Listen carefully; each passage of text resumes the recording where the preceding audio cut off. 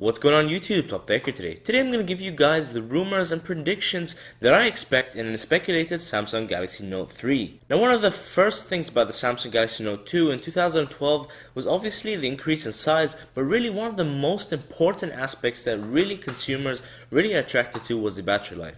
It sported one of the best battery lives in the mobile device industry with 3100 milliamp hours, meaning that you can have continuous usage of about 16 to 17 hours, and meaning that you don't need to really charge your device multiple times in a day. In comparison, of course, to the Samsung S3 as well as the iPhone 5, where you would need to charge your phone multiple times during the day to have extended use. Now, what do I expect in the Samsung Note 3? Well, there was a rumor suggesting that the 5.5-inch screen were to be upgraded to a 6.3-inch screen. Now, I really don't like that kind of rumor because it seems that unreasonable to have such a large tablet or phone or phablet, as like some people like to call it, for such a big screen size, and it's probably non-pocketable if it gets to 6.3 inches.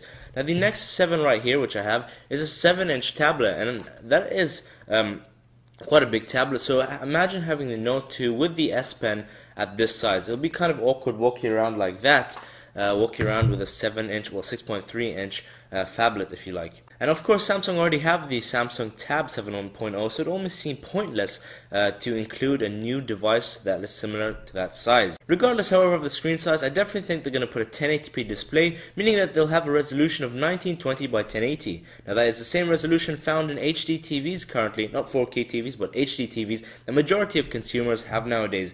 Now, to have that many pixels in a small 5.5 or 6-inch tablet is impressive. Of course, we're going to see it possibly in smaller devices, but definitely even in a 5.5-inch display, that is very impressive. In terms of the display, it'll probably be an organic light emitting diode, so in other words OLED.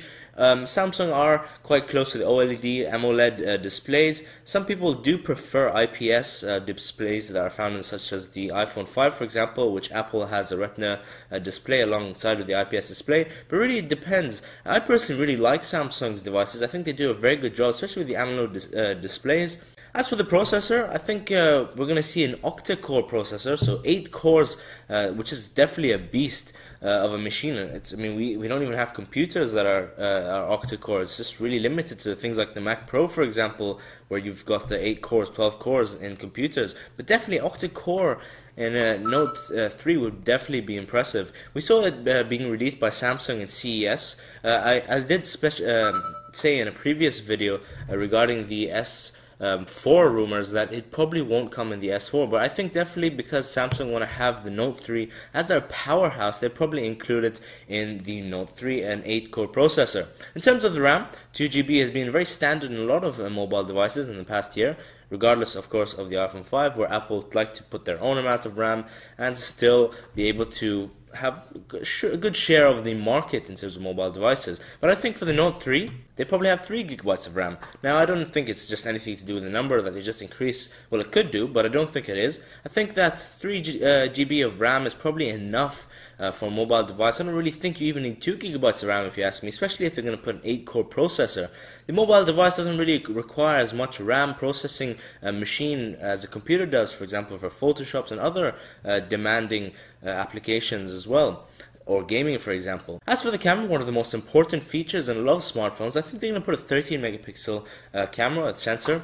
And as for the video recording, I think they're going to stay at 1080p video recording at 30 frames per second. I don't think for the next 2-3 years that we'll see any increase in frame rates from Samsung. I think that mobile devices, even because a lot of DSLRs still only support 30 frames per second, there's only really a small change now to 60 frames. But even then, only a small number of DSLRs support 60 frames per second. So I think they're going to probably stay at 30 frames per second still for another 2 years or so. In terms of the battery, as I said, the Note 2 had probably one of the most impressive batteries on the market in 2012. With 3100 milliamp hour battery, definitely, as I said, put it at the top of the range in terms of battery life.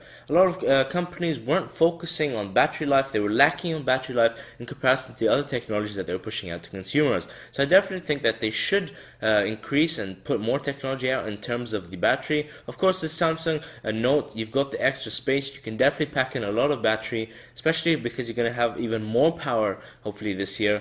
So we'll see what Samsung bring to us in terms of that.